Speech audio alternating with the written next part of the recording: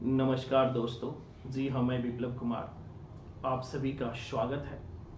दोस्तों, सफलता की कहानी आपकी जुबानी में आज जिनसे मैं मिलवाने जा रहा हूँ वो किसी परिचय की मोहताज नहीं है। उनसे मिलवाने से पहले हम आज विवेकानंद जी के एक कोटेशन से इनकी शुरुआत करने जा रहा हूँ।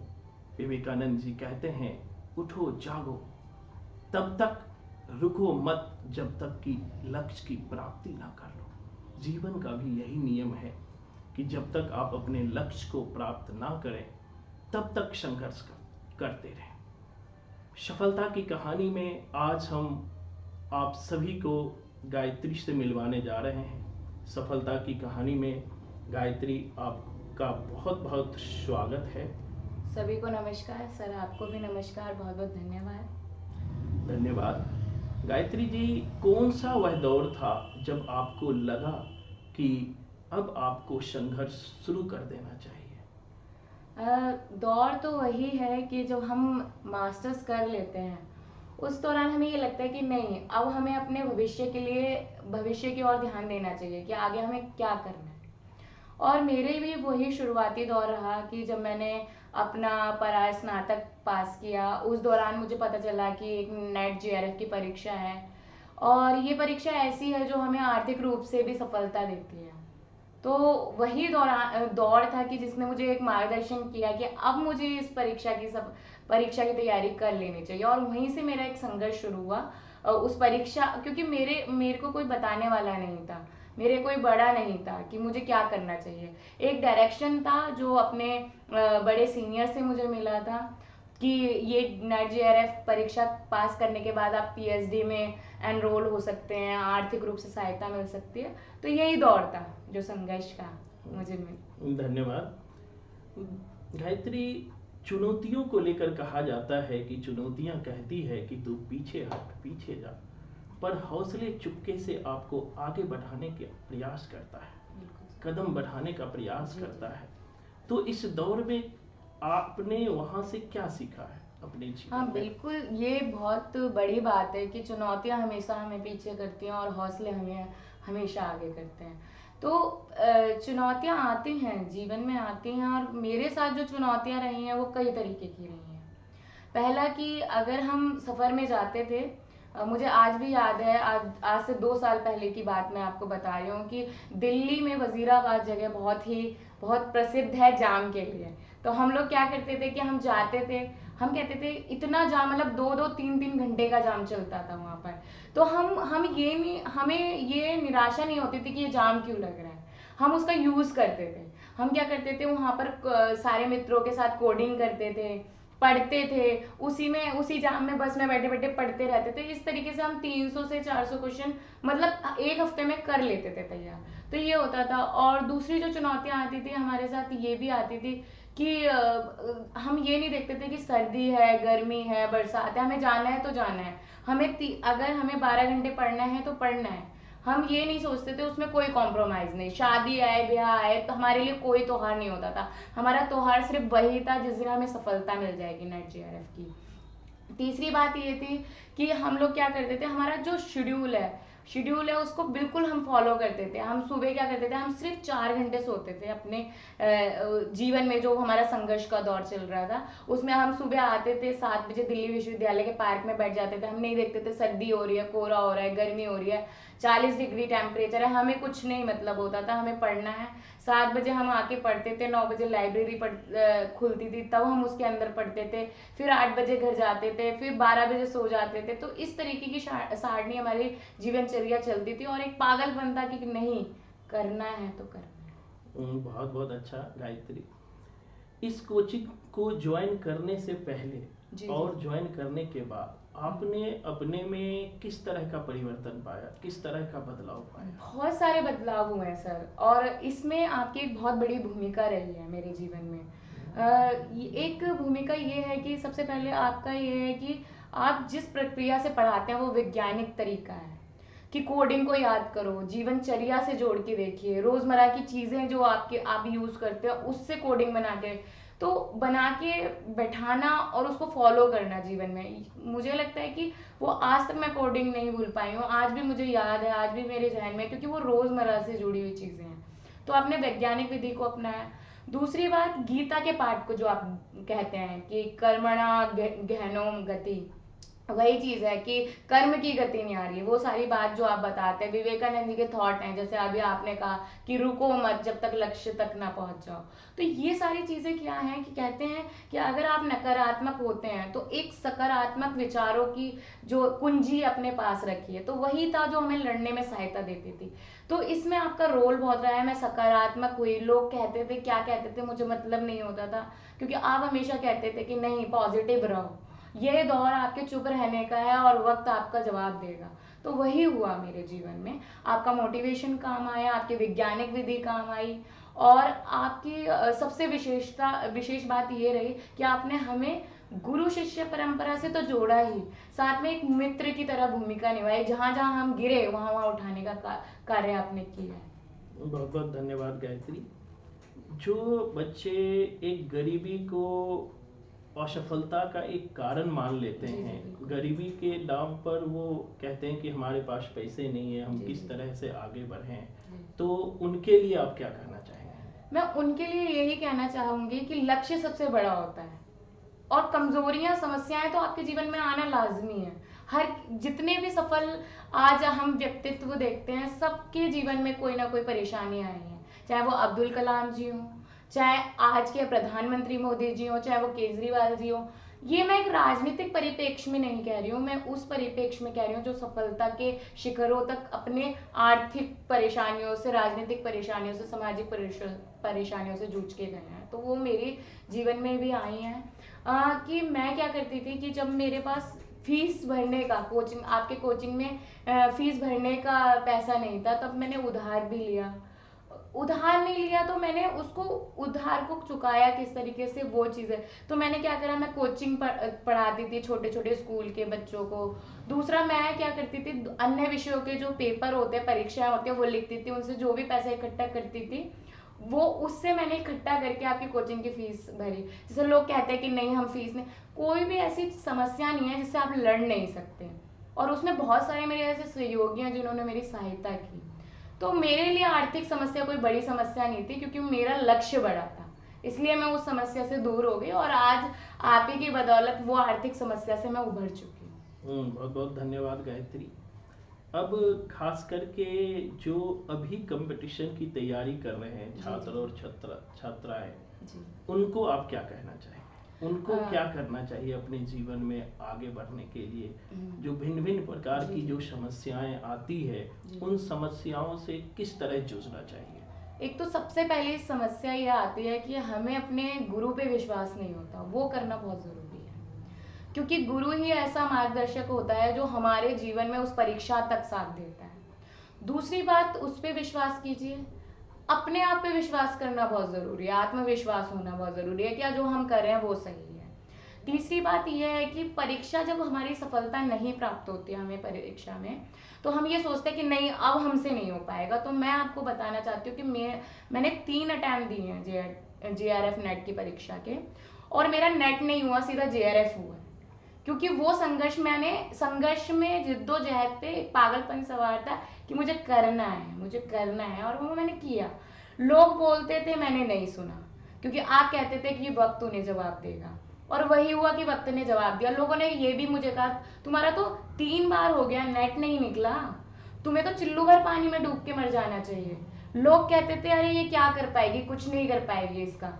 तो आज वही दौर है जब आज मैंने JRF प्राप्त किया, और PhD की जो परीक्षा थी, PhD का भी बहुत संघर्ष रहा है। जब मैंने नेट JRF किया, उसमें भी बहुत सारे संघर्ष रहे हैं कि उसके बाद क्या हुआ कि नेट JRF हो गया, अब दूसरा संघर्ष है एडमिशन लेना है, बहुत तरीके की परेशानियां थी। बहुत सारे कॉलेजों में इंटरव्यू दिए, बहुत जिद्दोजहद चलती रहती थी, पता नहीं जेआर लैप्स ना हो जाए, पैसे कैसे आएंगे, तो बहुत सारी समस्याएं हैं। पर उसमें भी मैंने हिम्मत नहीं हारी, जितने भी इंटरव्यू है देती गई। और दिल्ली विश्वविद्यालय में एक बार मेरा एडमिशन भी नहीं हुआ, 2 बार मैंने इंटरव्यू दिया, नहीं हुआ। तीसरी बार अंततः मेरे उसमें सफलता मिली। फिर उसके बाद अन्य विश्वविद्यालयों में भी नंबर आ गया। तो इस तरीके से संघर्ष चलता रहा और सफलता मिलती है। वाह, बहुत धन्यवाद। सबसे बड़ा सवाल होता है गायत्री कि लोग जीआरएफ तो कर जाते हैं, जी जी जी। लेकिन जीआरएफ के बाद क्या समस्याएं आती है? आपने कुछ बताया, लेकिन किन किन बिंदुओं को लेकर जीआरएफ के बाद समस्या बच्चों को आती है, उन पर भी अपना राय रखें। देखिए, जेआरएफ से पहले जो समस्या आती है और जेआरएफ के जो बाद समस्या आती है, वो 2 अलग अलग तरीके की समस्याएं हैं। जेआरएफ में हम ये देखते हैं कि हमारा आत्मविश्वास ना डगमगाए। उस टाइम हम परीक्षा की तैयारी कर रहे होते हैं, तो हमारा पूरा केंद्र अपने आप पे होता है। उस समय हमें सकारात्मक रहना है, सकारात्मक तो हमेशा ही रहना है। और अपनी चीज़ों को जितना आप मतलब टेस्ट में बताते हैं कि ये बिंदुओं पे ध्यान दीजिए। अगर आप टेस्ट ले रहे होते हैं तो जो भी गलतियां निकलती हैं उन्हें नोट डाउन कीजिए। ठीक है, उसको नोट डाउन करके रखिए कि आगे वो प्रश्नों में गलतियां ना हो। जब आपकी पूरी पढ़ाई हो जाती है तो उसमें बिल्कुल क्वेश्चन बनाइए। उससे क्या होगा, आपके क्वेश्चन सामने है तो क्वेश्चन पे पकड़ बनेगी, एक वो चीज़। अब उसके बाद अगर हम जब जेआरएफ पार कर जाते हैं, जेआरएफ की परीक्षा को सफल कर जाते हैं, उसके बाद हमारी समस्या आती है एडमिशन के लेकर।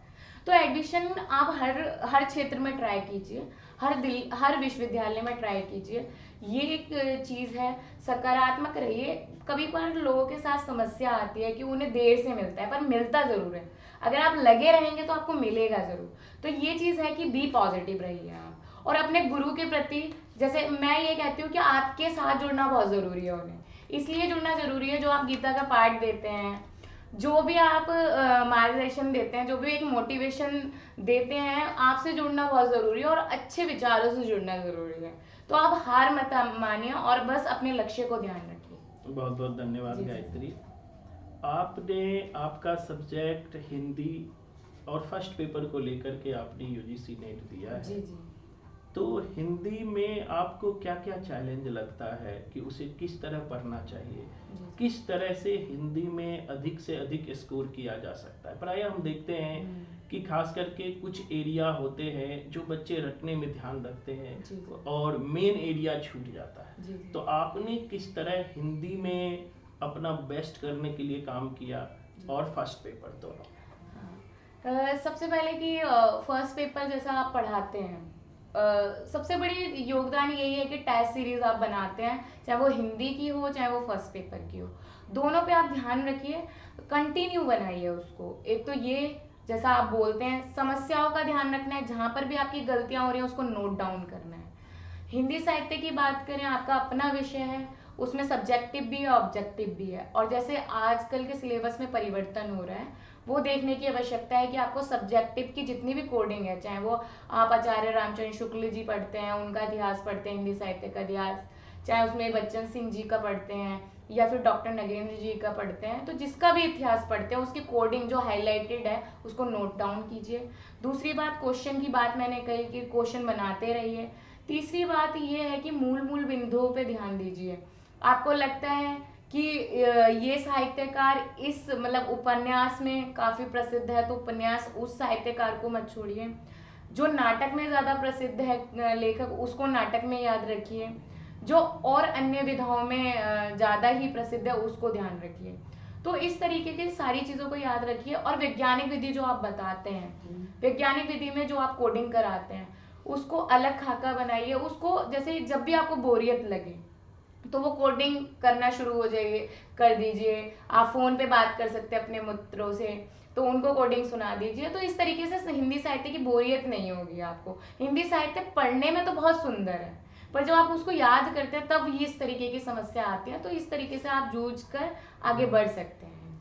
अगला सवाल है कि जो हिंदी साहित्य में हम देखते हैं बहुत सारे बच्चों को जो क्रम वाले प्रश्न पूछे जाते हैं, साथ ही स्थापना और तर्क वाले प्रश्न पूछे जाते हैं, तो इस तरह के प्रश्नों को आपने किस तरह तैयार किया? वही मैंने एक तो लिखा, उसको लिखिए और आप जोड़ दीजिए। जैसे कि मैं आपको एक उदाहरण बताती हूँ कि जयशंकर की प्रसाद जी की एक उपन्यास है तितली, जिसका सन 34 है, 1934। तो हम लोग बस में जाते हैं 234 नंबर की बस पे, तो हमने 200 तो नहीं याद रखा, उसका 34 सन याद रख लिया। तो 1934 तितली ऐसे याद किया हमने कि हम तितली बन के जाते हैं 1934 में। तो इस तरीके से हमने याद किया। तो आपने एक कोडिंग भी बताया कि भट्ट भारतेंदु ने अपने निवास स्थान पर क्या कहा। तो भारतेंदु ने मतलब भट्ट, यानी कि बालकृष्ण भट्ट और भारतेंदु जी हो गए।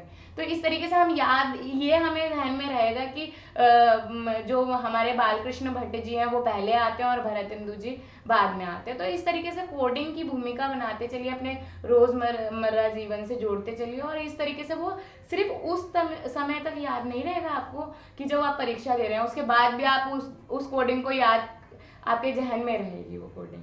तो इस तरीके से आप याद कीजिए। बहुत बहुत धन्यवाद।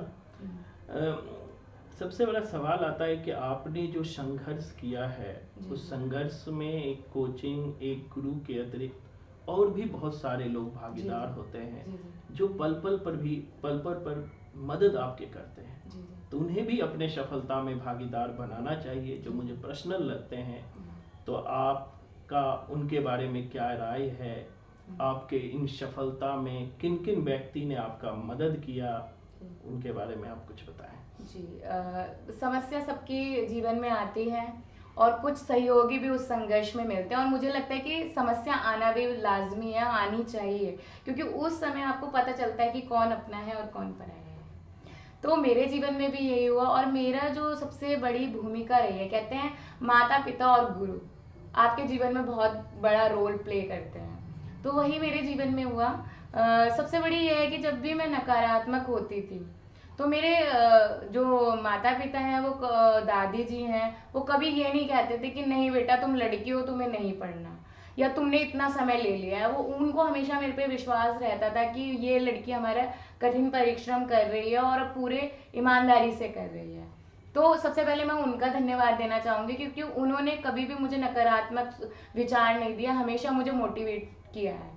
दूसरा, मैं आपका धन्यवाद करना चाहूंगी कि आपने हमेशा उस पद पे मेरा साथ दिया है जब मैं नीचे गिरने वाली थी, जब मुझे लगता था कि नहीं अब नहीं कर पाऊंगी, तब आपने हाथ थामा और कहा कि नहीं गायत्री, तुम्हें ही करना है, लोग चाहे कितना भी कहें, पर तुम्हें सिर्फ अपने लक्ष्य को याद रखना है। तो उसके लिए मैं आपका धन्यवाद कहूंगी कि आपने पग पग पे, जहां पर भी मेरे को निराशा हुई, वहां पर आपने एक सकारात्मक सोच के साथ मुझे उभारा है।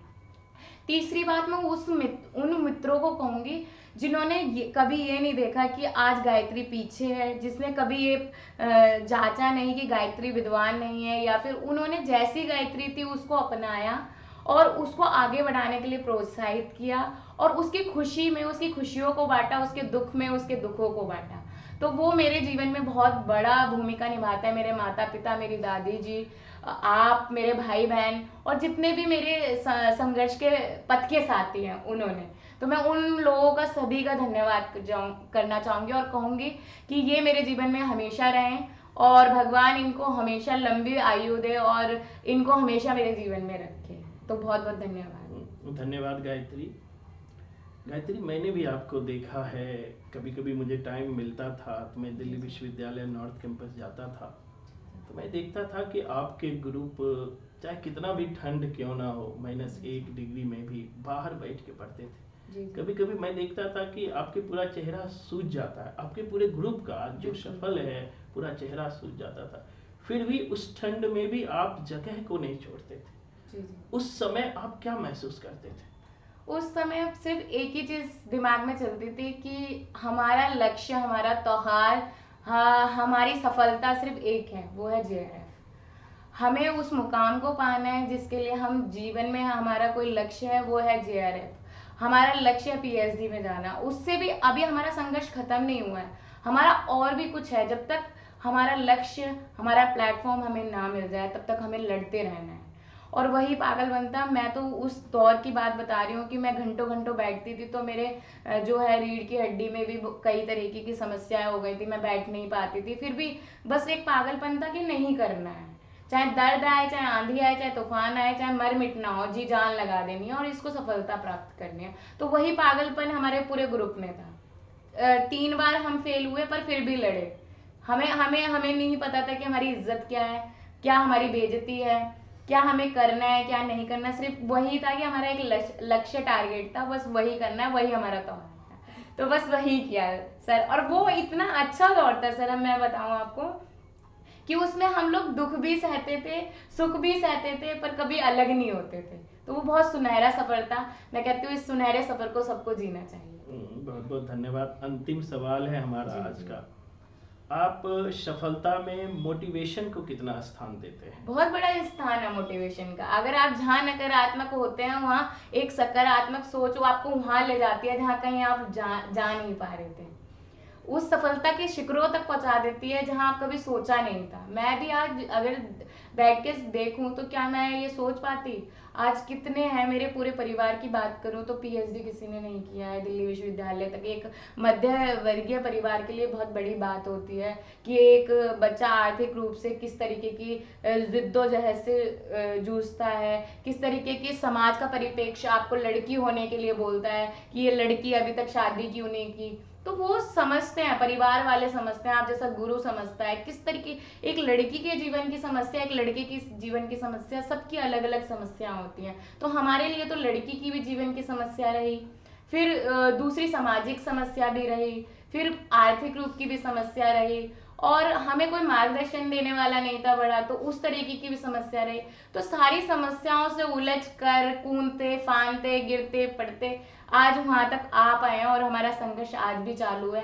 उस संघर्ष को हम झेल रहे हैं। और बस यही कहना चाहूंगी, आप जैसे गुरु की दुआएं और जितने भी हमारे शुभ चिंतक हैं, जितने भी हमारे बड़े हैं, उनका आशीर्वाद हमें मिलता रहे और हम ऐसे ही सफलता प्राप्त करते रहें। बहुत बहुत धन्यवाद। इसी पर मुझे मार्क्स का वो लाइन याद आता है। जी वो कहते हैं कि दुनिया के मजदूरों एक हो जाओ, तुझे खोने को कुछ भी नहीं है जी जी। और पाने को पूरा संसार है। बिल्कुल। तो मैं चाहूँगा कि आप जो दुष्यंत कुमार की कविता को गुनगुनाते रहते थे, जी और अपने अब अंतिम वक्तव्य में दुष्यंत की कविता, मुझे जरूर दुष्यंत की कविता को सुनाएं। हाँ।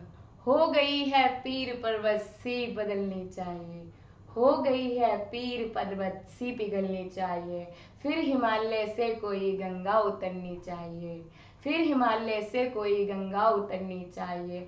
सिर्फ हंगामा करना मेरा मकसद नहीं, मेरी कोशिश है कि सूरत बदलनी चाहिए, सूरत बदलनी चाहिए। बहुत बहुत धन्यवाद। धन्यवाद गायत्री, बहुत बहुत धन्यवाद गायत्री।